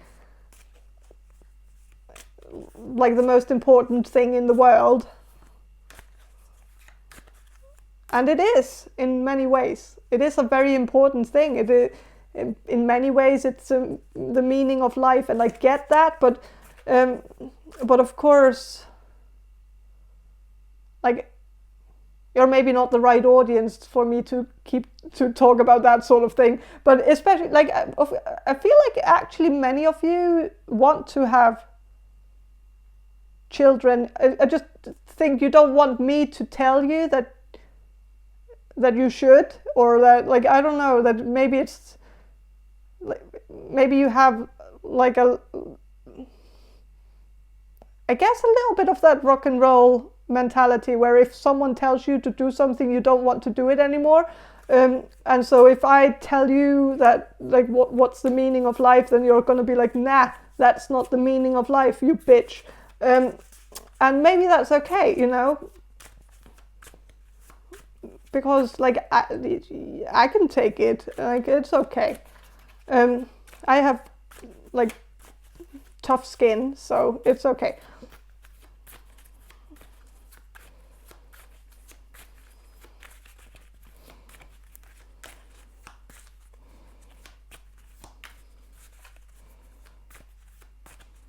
I'm going to shuffle a little bit more.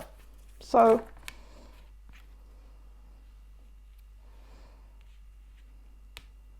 the moon reversed. So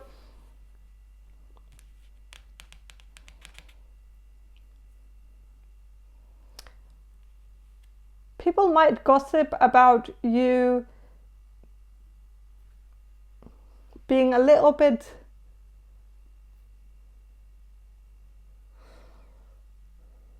too tamed sometimes, and then like having that like some wild outbursts that there might be. I feel like this is maybe someone who's close to you, or some people who are close to you that feel like sometimes they end up being on the receiving end of some of your, maybe I would call it mood swings, but I feel like I don't want to offend you by saying this, but I feel like some people might call it that it's mood swings, that they have a little bit of a hard time knowing which version that they're gonna get, and that sometimes you have a good day and sometimes you have a bad day, and of course we all do, but that they feel like sometimes you're very tamed and like you almost don't say anything, and you're a people pleaser and a pushover, and then like you just allow people to say whatever and you're not gonna say anything back, and then and so sometimes you're overly civil to people to the point where it's a little bit too much, where you could be a little bit more reactive. You don't have to be so passive. But then like sometimes you can have a bad day where everything annoys you and everything someone does is just wrong, and it bugs you that they don't realize what they're doing is it's just plain awful. Like and then you might be verbal about it and tell them that they need to correct it, and they need to stop doing things the way that, like in the wrong way. Like that maybe you also get very perfectionistic about certain things when you're in a bad mood, where if someone does something poorly, you might want to redo it for them, and then you might get mad while you're redoing it because you feel like it's their fault that you have to do all this work to redo everything that they do, and that you might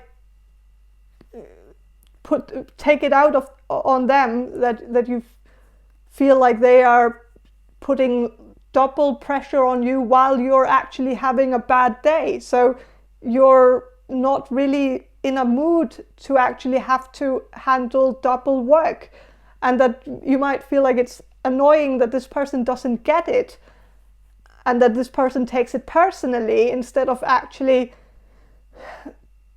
trying to do it right, trying to maybe walk a little bit on eggshells for you, just a little bit, so that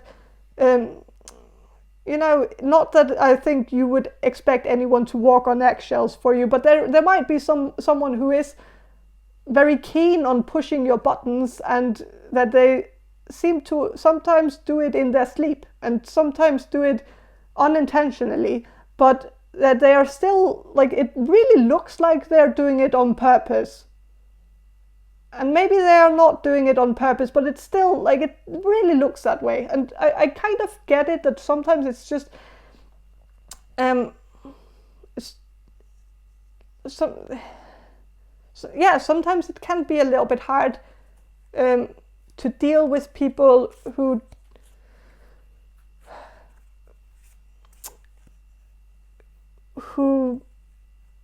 like especially when it's like if this is a work situation, it might be infuriating to have a colleague where you constantly have to do the work for them because they don't know how to do it, and that sometimes the energy and the excess the excess energy is not there. Like it's just not, like sometimes it can be it can just be an extra burden on your shoulders, and of course you would get a little bit mad, but of course, since this person doesn't really get that they are incompetent, they might not have the self-awareness to understand why you are angry with them. So, and maybe also because maybe you're a little bit passive aggressive about it, where instead of actually saying something, you might just give this person some snarky remarks and some hints that they are useless without actually spelling it out for them. But maybe they need to have it spelled out for them. But of course, if you do that, they will get really... I don't think that's a good idea. This person could even... Like if it's a colleague, then this person could go to the boss and tell the boss that you're bullying them or something. So of course, maybe this, so maybe just keep doing what you're doing, and they can just keep wondering why you're so hot and cold and why you have these mood swings, even though they are the one who's causing the mood swings, because you're just reacting to their behavior. And so of course it's weird, this whole mentality of seeing an angry person and just not at all feeling like, well, maybe I'm the one who's making them angry, because that's my go-to reason for why people are angry. I always think that it's probably because of me, or something I said or something I did, or like, and then I start thinking about my own steps, like all the steps until here, like, and well, this person just looks at an angry person and thinks that, oh, that's just an angry person. They're just angry from internal anger that is causing them to act out because they have anger issues, or like that they must, like the anger must be coming from within. Like, I don't know.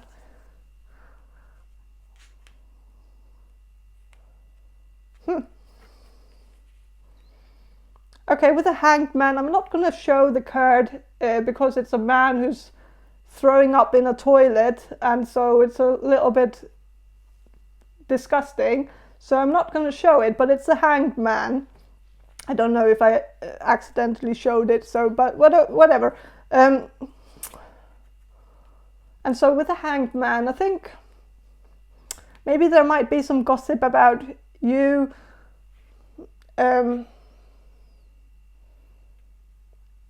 being late to things, or that you're never on time. Well, it might be because you're constantly like taking the load from someone else who's being incapable and useless, so you have to work overtime. And so if you have some plans after work, you might not get there in time because you've had to pick up someone else's slack. So it could be something like that. So maybe, or maybe sometimes you don't always come, like, well, maybe for you, maybe timing is not so important when it comes to social things, like meeting up with a friend or something like that. That might be a little bit more flexible, where I think you're probably someone who's more strict on getting to work on time, because of course if you don't, then you're getting fired, and then you have to also like work really hard the rest of the day in order to compensate for the. And I think you're probably better at keeping the time when it's professional, like so. But there might be some friends who feel like you sometimes are late to certain dates or dinner parties or lunch breaks or lunch parties, or like lunch party. I don't know what a lunch party is, but I don't know.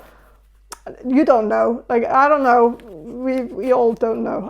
But that was that card. Oh, darn it. So, which other card? Yeah, Six of Wands reversed. Six of Cups reversed. So,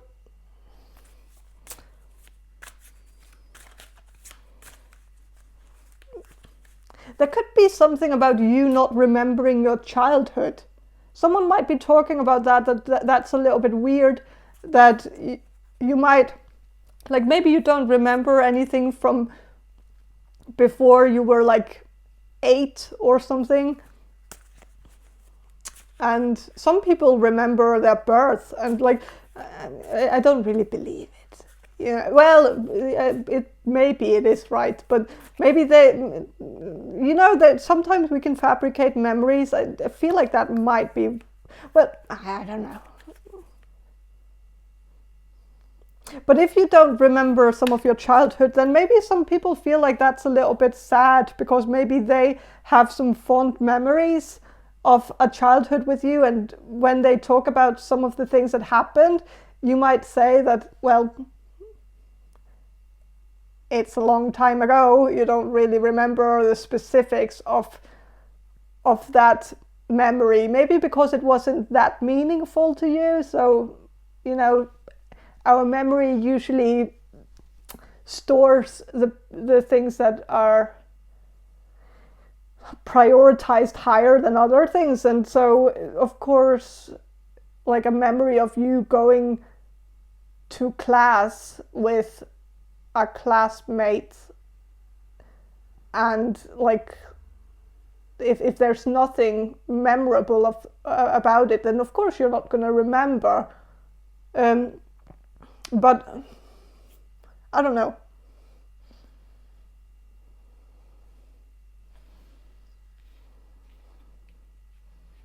But of course, with the throwing up in the toilet with a hanged man,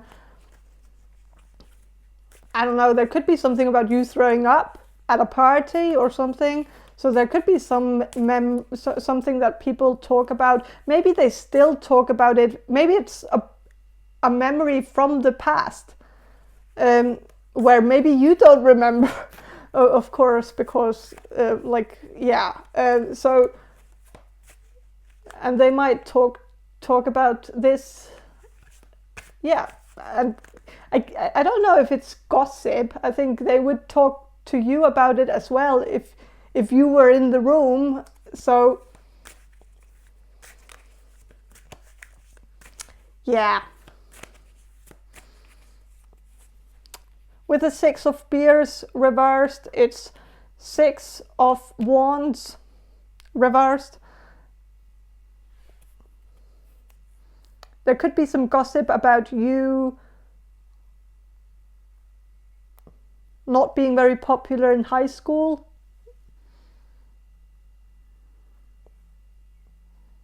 Maybe that you were a little bit of a nerd. And that people don't understand why you're the way that you are today, when they remember you as someone who was a little bit of a shy kid, like a shy teenager who didn't really like to go out and didn't really like to party and didn't really like to be the center of attention, and that maybe now you're doing something where you have more exposure, like as a job, you might do something where where you sometimes have to put your face on it, or what? I don't know. Like I don't know if you have like some social media presence.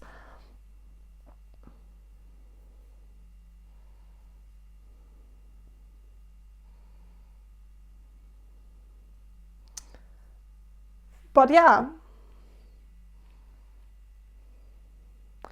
So people might feel like you used to be that you used to be very different when you were younger.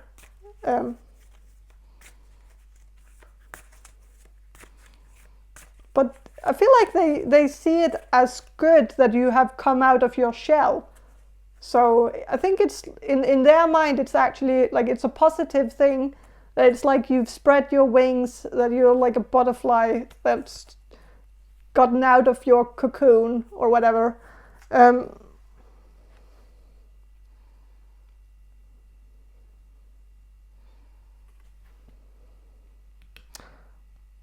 With the Three of Spirits reversed, it's Three of Swords reversed, and so people don't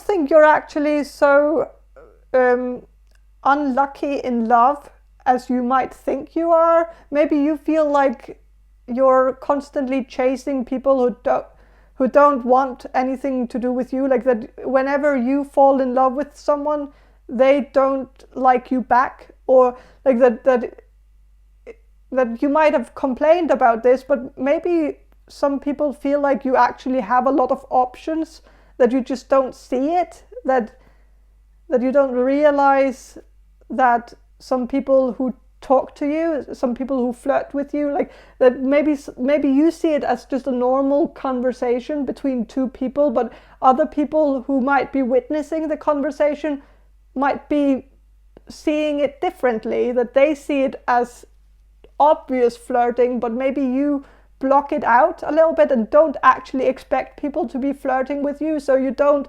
actually notice when people do.